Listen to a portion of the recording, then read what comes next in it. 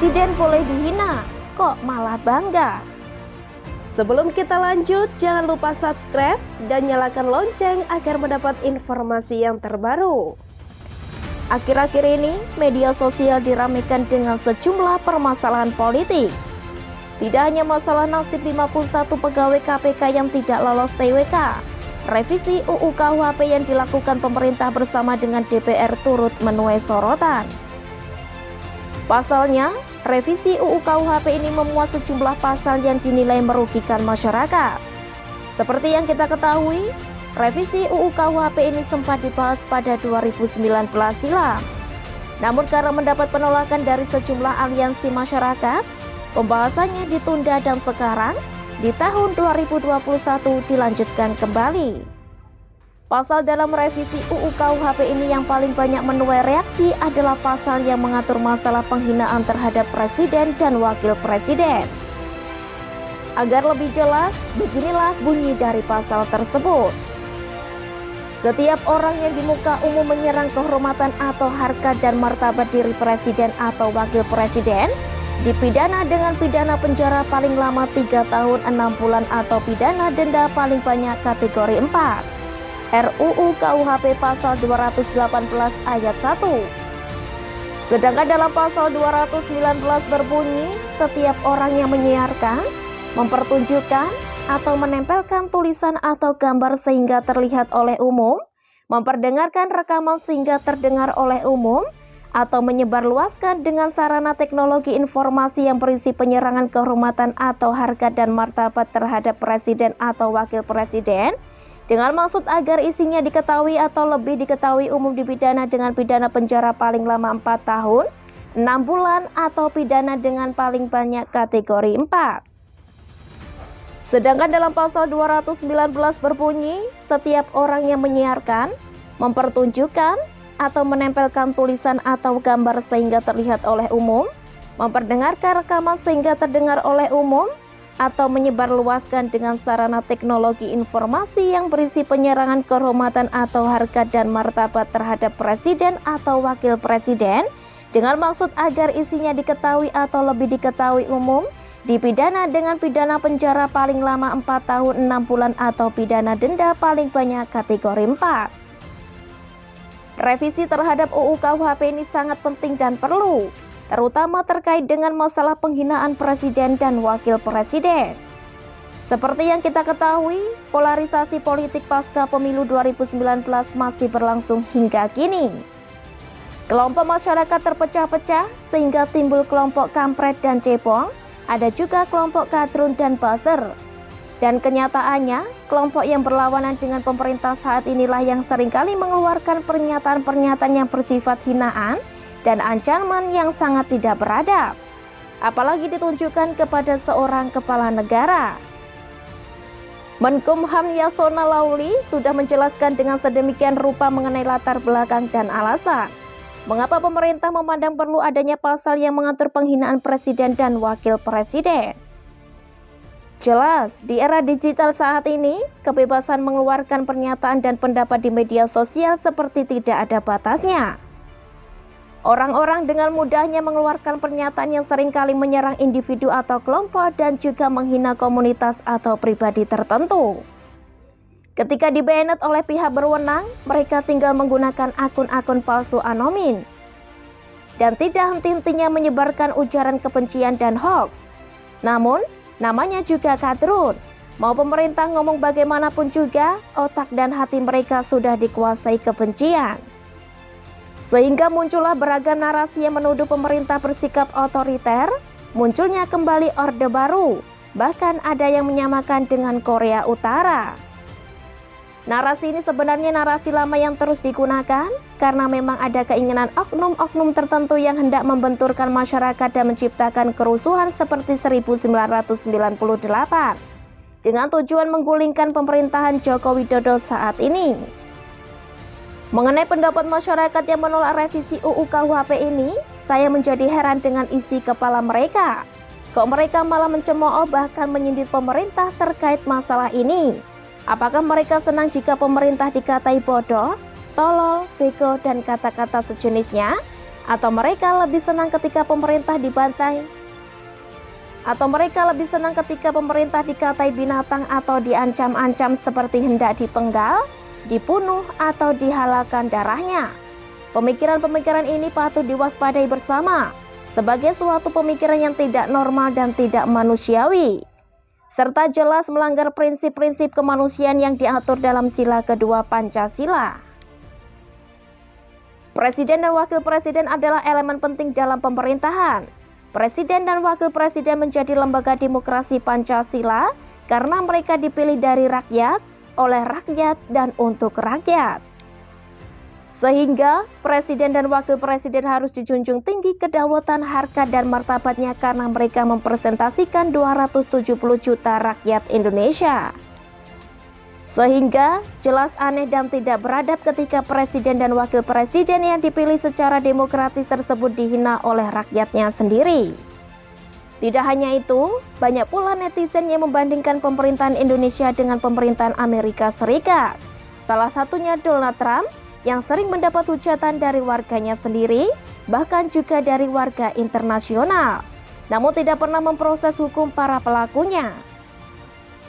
Mereka merasa bahwa pemerintahan Amerika Serikat lebih demokratis dibanding pemerintah Indonesia. Menurut saya, pendapat ini sama sekali tidak dapat dipertanggungjawabkan. Di mana letak demokratisnya pemerintah Amerika Serikat?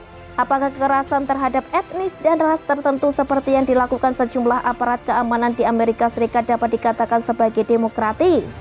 Apakah pemilu presiden Amerika Serikat yang sampai mengorbankan nyawa akibat bentrok pendukung masing-masing kubu dapat dikatakan demokratis? Sejauh ini, saya melihat bahwa Indonesia lah yang paling demokratis dibandingkan negara-negara demokrasi lainnya, termasuk Amerika Serikat. Mengapa tidak? Keberadaan Pancasila menjadi landasan dan pondasi yang kuat, serta menjadi alasan yang paling masuk akal.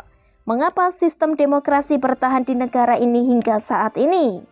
Memang dalam pelaksanaannya, negara kita masih memiliki banyak kekurangan terutama kemerosotan moral dan ada para pelaku demokrasi. Namun secara sistem, demokrasi Pancasila jauh lebih baik daripada demokrasi liberal, apalagi sistem sosialis ataupun sistem-sistem politik manapun yang dianut oleh negara-negara lain.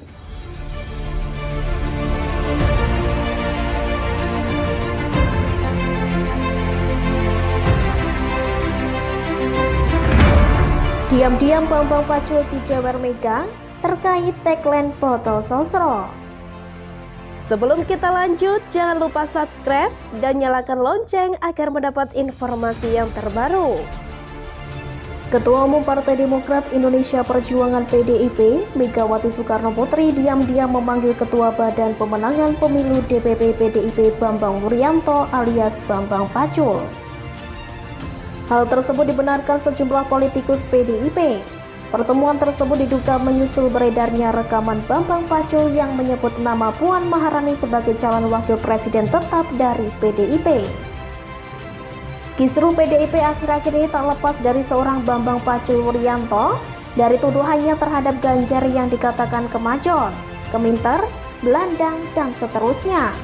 Buntutnya sampai Ganjar Pranowo tak diundang dalam konsolidasi partai menuju pemilu 2024 di kota Semarang. Bambang Pacul seolah bak hewan yang bedal dari talinya, berlarian ke sana kemari tanpa kontrol. Puncaknya adalah rekamannya yang seharusnya off the record justru menyebar kemana-mana. Soal Puan yang harus jadi calon wakil presiden dengan menganalogikan teh botol sosro, lalu ketidaksukaannya kepada Ganjar sampai siap mundur jika Megawati memberi rekomendasi kepada Ganjar. Itu 3 poin garis besarnya. Alhasil Bambang Pacul Wuryanto akhirnya dipanggil oleh sang ketua umum, dalam hal ini Megawati Soekarno Putri. Sudah dapat ditebak kiranya apa yang akan ditanyakan Megawati atas kisruh yang diciptakan Bambang Pacul. Beberapa elit politik dari PDIP pun memberikan tanggapan. Namun demikian, politikus PDIP Cahyokumolo enggan mengonfirmasi pembahasan dalam pertemuan Megawati dan Bambang Pacul tersebut. Dia menyebut bahwa pertemuan itu bagian dari rahasia internal partai sehingga tidak bisa dirincikan lebih lanjut. Saya kira di parpol sah-sah saja orang bermanuver, kemudian berpolemik. Semuanya sah, namanya juga berpolitik. Sama saja kayak teman-teman PES, nanti mau angle-nya ambil yang mana bebas. Itu rahasia partai, saya gak bisa kasih tahu, kata mantan sekjen PDIP itu. Hal senada juga diungkapkan politikus PDIP lainnya, Junimart Girsang. Menurut dia, hasil pertemuan beberapa waktu lalu itu hanya untuk konsumsi mereka yang hadir saat itu. Selain Bambang Pacul, diduga ada pula Puan Maharani, serta Hasto Kristianto yang hadir dalam pertemuan internal Partai Banteng tersebut. Selain Bambang Pacul, diduga ada pula Puan Maharani, serta Hasto Kristianto yang hadir dalam pertemuan internal Partai Banteng tersebut. Saya sudah jawab itu internal, hanya untuk konsumsi beliau yang di sana saja. Saya nggak tahu ada apa, jelasnya. Nampaknya para kader PDIP sendiri tidak secara gamblang berani berspekulasi atas pemanggilan Bambang Pacul. Sebetulnya dari sini dapat kita baca siapa yang sebetulnya keminter, kemajon, dan belandang. Tak lain dan tak bukan ya si Bambang Pacul sendiri. Sudah berani melampaui wewenang sang ketua umumnya sendiri, belandang tak karu-karuan. Saya kira ada maksud dan kepentingan pribadi yang amat besar pada diri Bambang Pacul. Jika tidak, mengapa sampai ngotot agar Puan Maharani harus maju jadi calon wakil presiden di tahun 2024? Ada ambisi pribadi yang berselubungkah? Dengan kata lain, dia dapat menduduki kursi yang ditinggalkan Puan Maharani. Bisa kedudukan Puan yang di struktur partai PDIP atau kursi yang lainnya, ketua DPR RI misalnya. Segalanya bisa saja terjadi, masyarakat akhirnya dapat berasumsi liar kesana kemari tak ubahnya Bambang Pacul yang selalu semangat jika sudah di depan awak media. Dengan mendorong Puan Maharani sebagai calon wakil presiden memang realistis sekali. Mengingat Puan Maharani dalam berbagai survei hanya mampu bersaing sebagai calon wakil presiden, bukan calon presiden. Puan masuk sebagai bursa calon presiden tapi dengan elektabilitas yang sangat kecil, rata-rata hanya di angka 0,5% sampai dengan 2,5% saja. Terlampaui jauh jika dibandingkan Ganjar Pranowo yang selalu menduduki 3 besar, bahkan akhir-akhir ini elektabilitasnya meningkat secara signifikan bermain di angka 15% sampai dengan 20%. Mengingat pemilihan presiden masih relatif jauh, maka tak menutup kemungkinan elektabilitas Ganjar Pranowo bisa menembus 30%. Apalagi yang bersangkutan cenderung diam kala diserang, bekerja dan beraktivitas seperti biasa. Dan itu membuat simpati publik mengalir deras, berkah bagi pribadi yang dizolimi oleh rekan separtai. Apalagi saat ini relawan Ganjar Pranowo semakin bertumbuh, misal ada Ganjaris atau Ganjar Pranowo menuju Indonesia 1, Dulur Ganjar Pranowo atau GDP, lalu ada Joman, Jokowi Mania yang mempresentasikan Ganjar Pranowo sebagai the next Jokowi. Dan tercatat masih banyak relawan Ganjar Pranowo di sosial media dan mereka belum mendeklarasikan diri. Demikian, salam.